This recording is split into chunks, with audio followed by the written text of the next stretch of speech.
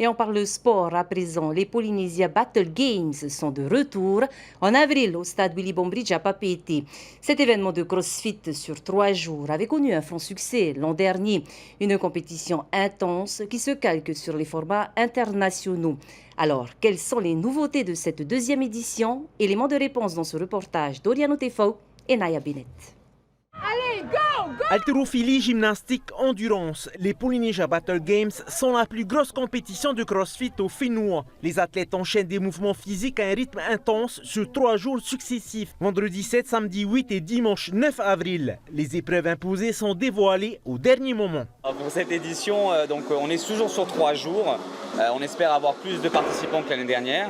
La différence, elle est aussi sur le site. On reste sur le même site. L'année dernière, on a changé jour après jour d'endroit. Et puis, on a également une nouveauté, c'est au niveau des catégories.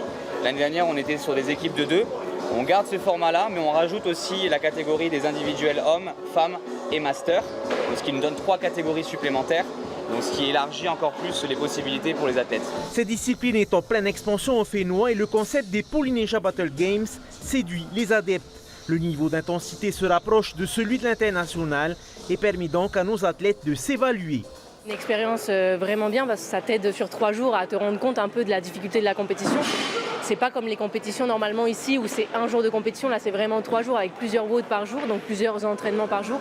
Et donc ça te permet de te rendre bien compte de la fatigue musculaire que tu vas accumuler sur les 3 jours et est-ce que tu vas être bien le 3e jour. Autre atout des Polynesia Battle Games, les vainqueurs gagnent un billet d'avion. Toriki Demont, le gagnant de l'an dernier, a utilisé son gain pour participer à la Budapalooza à Miami, un des événements les plus prestigieux qui réunit près de 2500 athlètes chaque année. Ça m'a beaucoup aidé financièrement parce que c'est difficile. Là-bas, on doit bien manger, on doit faire attention à notre bouffe, à notre hygiène de vie, etc. Et puis les logements aussi, c'est très coûteux. Et voilà, justement, les Polynesia Battle Games de l'année dernière que nous avons gagné, nous a permis justement de pouvoir partir au Budapalooza. Financièrement, ça a été beaucoup plus facile.